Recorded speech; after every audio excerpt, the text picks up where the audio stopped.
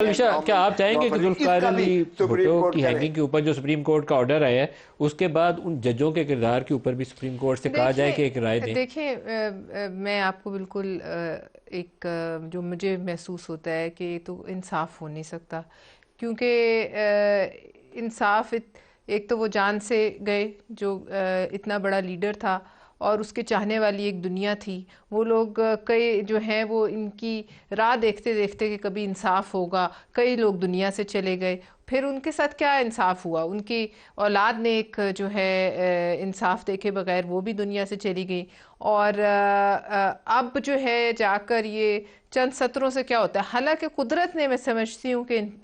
جو ہے وہ انصاف کیا، قدرت کا انصاف کسی عدالت کے انصاف کے جو ہے ماتحت نہیں ہوتا، اور قدرت نے کبھی مکھیاں شہد کی بھیج کے اور کبھی دیگر طریقوں سے انصاف کیا، اور اس انصاف پہ ہم اللہ کا شکر ادا کرتے ہیں۔ یہ ایک الگ بات ہے کہ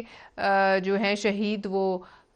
مرا نہیں کرتے، لیکن آپ یہ دیکھیے کہ اب بھی میں سمجھتی ہوں کہ تھوڑا دو قدم عدالت کو آگے جانا چاہیے تھا۔ آخر یہ فیصلہ کسی نے تو کیا، ان کے نام کیوں نہیں ہے بیچ میں؟ یہ آسمان سے تو نہیں ٹپک پڑا نا فیصلہ، پھانسی کا پھندا آسمان سے تو نہیں گرا نا، یہ کسی نے کیا۔ ان کے نام لینے میں کیا ڈر ہے؟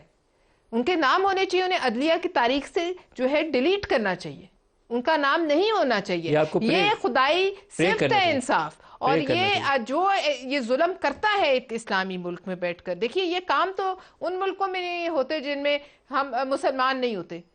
وہاں انصاف کا جو ہے ترازو ہم سے بہتر طریقے سے کورٹ میں یہ پریئر لے کر جانا چاہیے۔ دیکھیے اور یہ بھی کرنا چاہیے، میں یہ نہیں کہتی چلے کسی کی قبر کی بے حرمتی کرے، لیکن کم از کم ہتھکڑیاں لے جا کے ان کی قبر کے اوپر رکھ دی جائیں اور لوگوں کو دکھایا جائے۔ کسی کو کیا حق تھا کہ ایک شخص جس کو ایک دنیا چاہتی تھی، اور اگر وہ شخص آج زندہ ہوتا تو آج اس ملک کی تاریخ شاید بہت مختلف ہوتی، اس کے آفٹر شاکس جو اس وقت سے زلزلہ یہ آنا شروع ہوا، آج تک ہم کیوں اپنی ٹانگوں پہ کھڑے نہیں ہو سک رہے؟ ایک بریک لے لیں گے۔